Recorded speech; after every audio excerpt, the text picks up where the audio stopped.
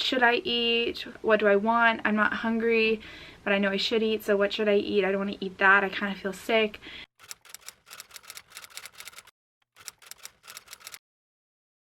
Oh, this is not a flattering angle.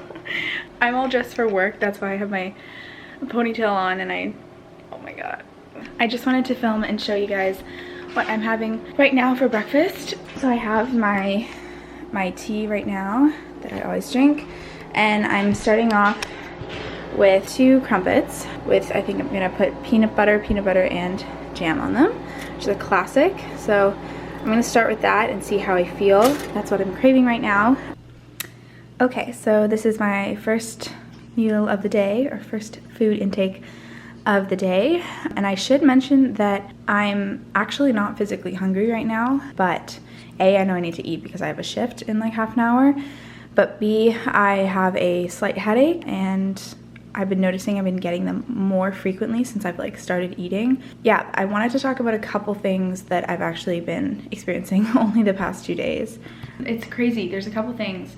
Yesterday, first of all, I was like so exhausted, like so tired that like I napped. I'm not a napper, but I like napped for like an hour and a bit in the middle of the day, and I've just had like no energy. But at the same time, sometimes I do, like it's like I do have energy, but I'm just so tired, which is something that I actually haven't really experienced a lot, is like true fatigue. And I frequently have like insomnia, like can't fall asleep kind of thing. Insomnia.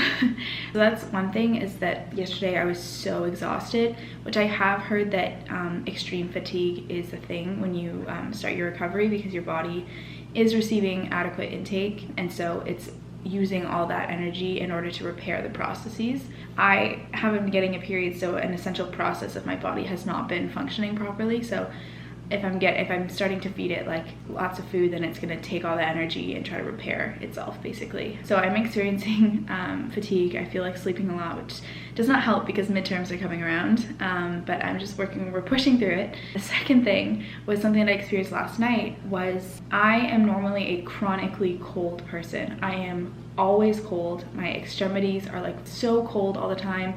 I experience like a lot of numbness in my legs and in my feet and in my arms. Like it's just something that has gotten worse and worse, and yeah, chronically cold. But yesterday I actually changed out of my fleecy pajama bottoms into shorts. I actually had to get up and change into shorts with no socks on because I was too hot and I was too sweaty, which is insane to me, because like normally I'm like bundled, I have like layers and layers and layers, and I sleep with this beanie. I sleep with this like microwavable like sack of like oats and grains and stuff. You probably know, like the magic bag kind of thing. It's a version of that. I usually go to bed with that, or else I cannot fall asleep because I'm too cold, and I have a blanket and everything, but I had to take off things. I was wearing shorts, and that was just like crazy to me. And I may not seem crazy to you, but as someone who has been like chronically cold, even in the summertime sometimes, yeah. So those are a couple of the things that I've noticed even in 2 days of doing this, but I will keep you guys updated. And this is getting cold, so I'm gonna eat it. Hi guys, so I'm back from work. It is, what time is it? By the way, excuse this whole thing that's going on. I need to put my clothes away. We'll ignore that. So it is 12:51. So I got back from my shift, got home, and I was originally going to stay on campus and work on campus for the day, and I was gonna buy lunch and just be there, but I started feeling really anxious about what I wanted to eat, what should I eat, what do I want? I'm not hungry, but I know I should eat, so what should I eat? I don't want to eat that. I kind of feel sick. And also another factor is when I did do grocery shopping, I spent over $150, which is also a source of anxiety, obviously. Financial stress and being a student and just other things. So I kind of was like, all right, screw it. I can't decide what I want to eat on campus, and the idea of buying food on campus is also stressful because I've already spent so much money. So I'll just come home for lunch. So I'm here now. I'm feeling a little less anxious. I still am a little overwhelmed and I don't know what to eat. Before I kind of didn't feel any hunger, but I knew that I needed to eat and I wanted to eat. Like I had that desire to. I was thinking about food. I wanted to, but it was also making me anxious, which I feel a lot of my stress in my stomach, which is not a good thing because then it makes me not want to eat, or it makes me like eat to soothe it. It's very confusing. So that is actually, now that I'm talking, it's actually kind of gone away. I feel still a little bit anxious in my stomach, but I can feel the physical hunger now and I feel the desire to actually like physically eat, which is good. So I guess we'll figure out what I'm gonna eat. I have a feeling that it's kind of gonna be a grazing kind of lunch where I'm just gonna like I'll eat this thing, and then I'll eat this, and I'll eat this, and I'll eat this, because I can't decide what I want to eat. The decision-making process is overwhelming to me, which to anyone who doesn't have disordered eating habits or has never kind of felt this way, it seems very odd. And it does say, it's very odd to say and to describe, but I was thinking about it on the walk home. It's like, it truly is like a fear. This disorder, this like habit is, at least in my case, it comes out of a place of fear. The fear of gaining weight, the fear of, I don't know, just not being small. It's just, I don't want to get into it in my history, but you truly have like a fear response. Like picture like your fear of heights or your fear of flying, and that response that you get, that anxious feeling, imagine getting that like every single day, like every minute of the day, and you can't control it and you can't avoid it because eating is something that you have to do, whereas flying or heights is something that you can run away from and you can hide and you can never fly and you can do all these things. Eating is something that you have to do and your body will tell you that you need to do it. So when you are having these like thoughts about food and constant obsessive thoughts, it is your body telling you, like it's giving you food thoughts so that it'll make you want to eat. But if you have that fear, those food thoughts are scary and they're terrifying and they make you more anxious and they make you, it's truly like such a terrifying and like awful way to live. Hence why I'm going through this process of recovery, because it's not living. It really isn't. You don't have any other kind of thoughts about anything else, like any other desires to go out with friends, to join clubs, to work on personal projects, like YouTube.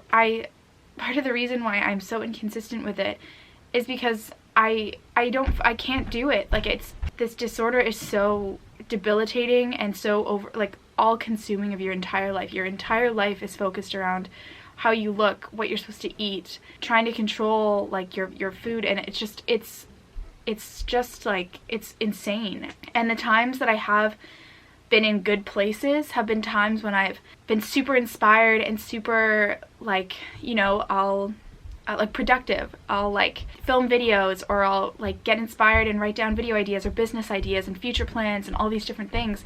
And then when I'm in my dark places, I can't bring myself to do anything. Like even like I can't bring myself to even do the simplest things like do laundry and like see friends and go out. I can't. Like it's just so, it really, I don't know, it's terrible. That's my little rant. I did want to mention one thing. I was talking to one of my housemates' boyfriends, Corey, hi, if you're watching, and I was kind of opening up because he picked me up from grocery shopping because I had so many groceries, and I kind of opened up and I was like, oh, I'm kind of having some health issues right now, hence lack of periods, this whole thing. I need to change my lifestyle in order to help. And I was kind of like, as I was unpacking my groceries and stuff, I was laughing to myself because I was pulling out Eggos and I was pulling out rice pudding packets and I was pulling out all these different things and laughing to myself just because it was so ridiculous to me that I had bought these things, because never in a million years would I ever had bought those things. I wouldn't let myself buy those things. And he was like, oh, like what? I was like, this is so crazy to me. Like, I mean, I wasn't explicitly, you know, saying things, but I was like, part of this like thing to help like my health, I have to like eat a lot more food, and I need to eat like more junk food and stuff like that. And he kind of said, he said, oh, I'm sure it's like, it's awful and I'm really sorry and I don't mean to be insensitive, but he was like, oh, I wish like, he was like, oh, that must be like so much fun. Like that'd be such a fun process. And I had this moment when I was like, obviously like to some people could be offended by that, but it was almost like I kind of smiled to myself and I was like, that is a normal eater. That is the normal eater's immediate perspective on something. If someone told you that you needed to eat more food and eat more junk food, a normal eater's response should be, heck yeah, like I'm gonna do that, like amazing, which was kind of like heartwarming to hear that, just to be like, yeah, like this could be a really fun process. This is a good thing. Like who doesn't want, like a normal person, a normal eater who doesn't have this disorder, like this would be so much fun. And so I was kind of like, oh, maybe I'll take a different, I don't know, perspective on it, you know? This is a different way of looking at it. Not something where, oh, I'm dreading it and I know that, you know, I may gain weight and be bloated and, you know, it'll be really hard, and to conquer my fear every single day, every moment of the day is going to be really challenging and anxiety provoking, like I described. But I was like, you know what, this is a different perspective. Like have fun with this. Like when else are you going to be able to eat whatever the heck you want? You're gonna have to eat lots more food. Your body's gonna want to eat lots more food and it's gonna be fine. And to be prescribed to eat like whatever the heck you want. And so I'm keeping that in mind. So thank you, Corey, for mentioning that, because it really opened my eyes to, I don't know, to a different perspective.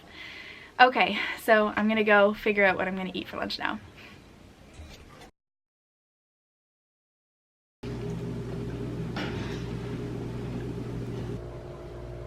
It's hard. It's hard because it feels wrong. It feels wrong. My housemate coming down and going off to the gym while I eat my butter tart and my cookies.